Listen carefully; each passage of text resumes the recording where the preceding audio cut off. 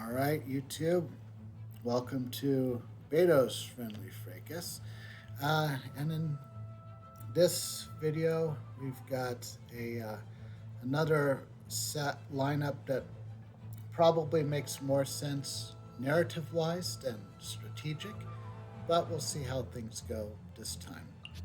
I did do some practice runs. Didn't really have any problems during the practice runs, which will mean things will go completely south during the video, because that's just how things go. So Beidou does 2 physical attacks, or 2 physical damage on her normal attack. Her elemental skill is one of those that has to prepare. So the elemental skill gains Tide Collar, Surf, Embrace, which prepares Wave Strider, which then executes on the next turn.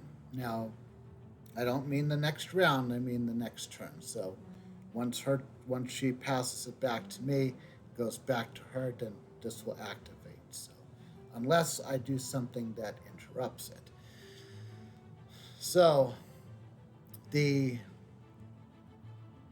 Wave Strider, which has to be prepared for 1 turn, all it does is it deals 2 electro damage. It seems like that's a lot to ask for, but it also grants her 2 shields while she's preparing this. So overall, there's a lot of words, but it's not really as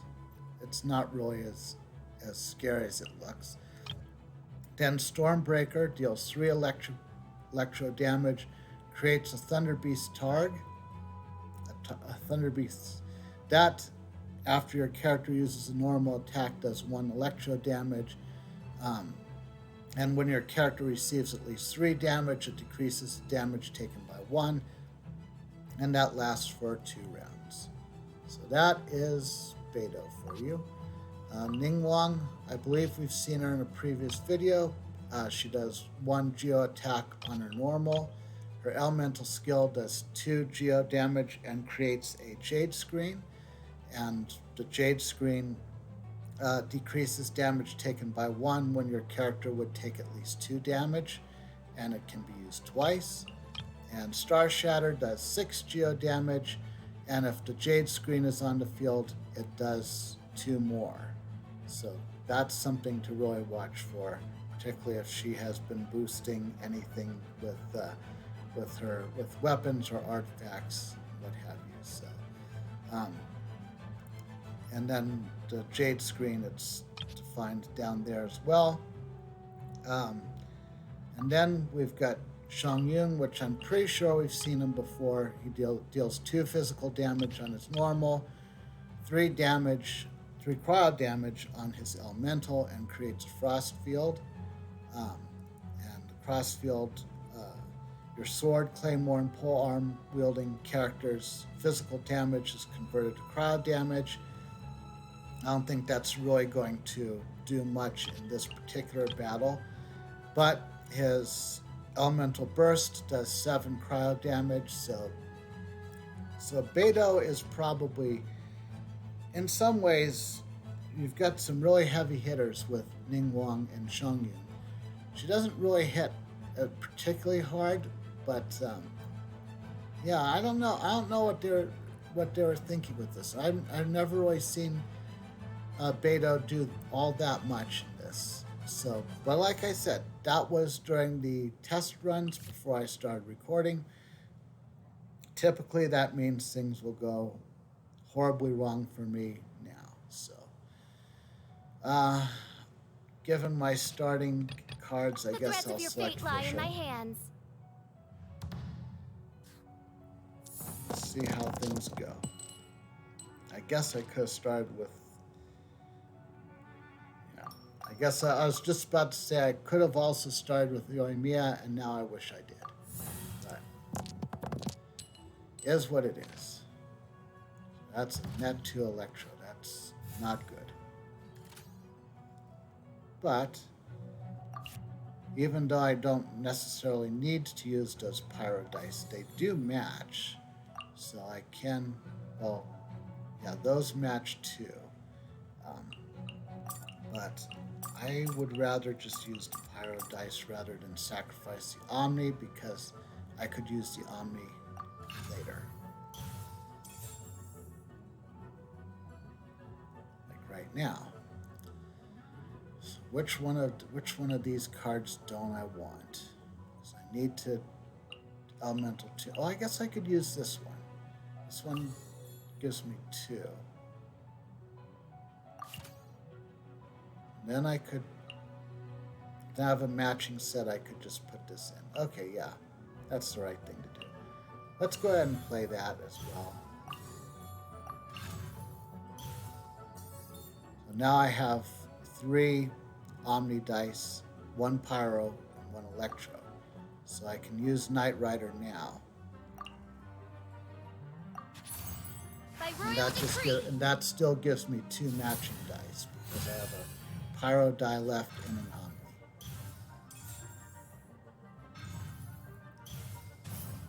Not that the Wang Shuin is going to do much in this particular round. Okay.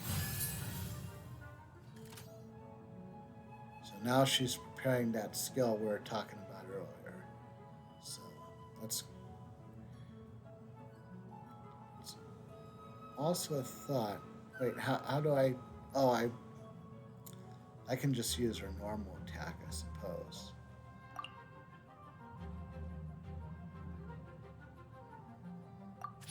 So there you go. I'll just do that for now. Back off! And then I'll just end my round. So I was going to get that attack no matter what.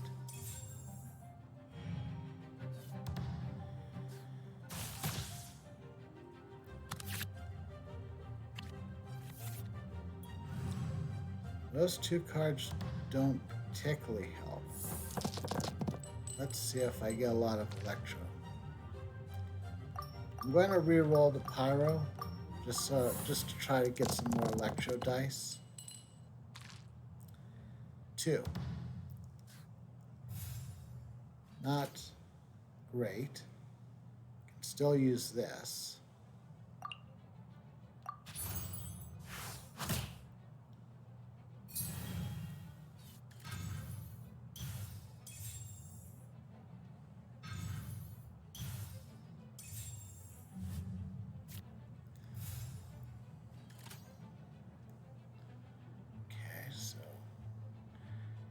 She has 3 dice left. And she switched back to Shongyun. I can technically launch my my burst. I'm not sure I want to yet. This burst would actually do quite a bit.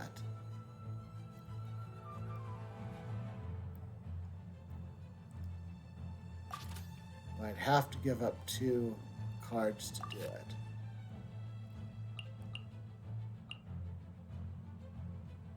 Yeah, I guess.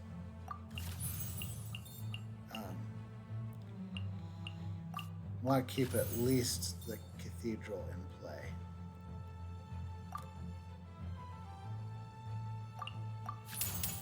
Wings of darkness, come, sever night from day. Midnight Phantasmagoria does too much to ignore. Now we're in a bit of trouble. I can play the cathedral, but then I have to end my turn, so it's a bit of a gamble.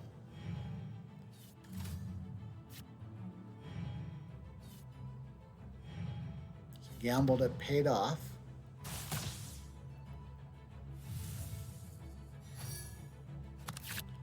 Official's back to 6 hit points.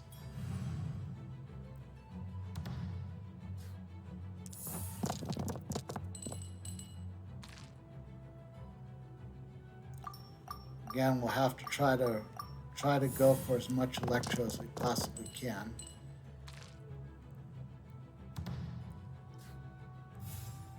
We'll have to take that. I don't see any cards I particularly want to play before I use this. So let's No rest for the wicked. just go for it.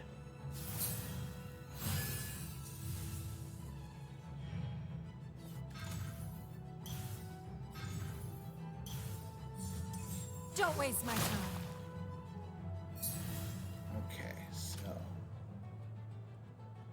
let's go ahead and switch to me, I suppose. Let's go out and play. Since that was a fast action, let's also use her skill. The fuse is lit. Let's see what they have in mind.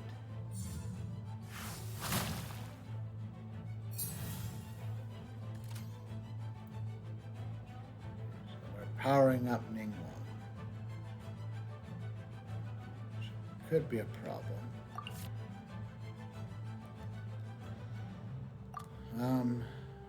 Feel like I should at least do a normal attack. But let's also put the Jade Chamber in play. And then we'll elementally tune the sword. That did quite a bit of damage. Now they have two characters down to 1 hit point each. They're doing a better job than Clee did when I was recording of spreading the damage around, which is a little bit annoying. Not particularly close to losing just yet, but that could change. Shang-Yun's down to 4. Mia's down to 4.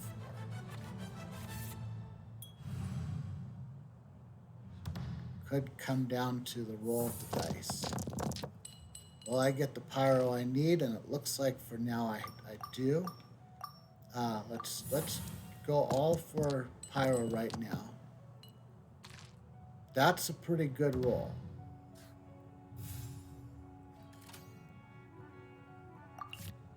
Might even have enough to activate this. So I've got her bow.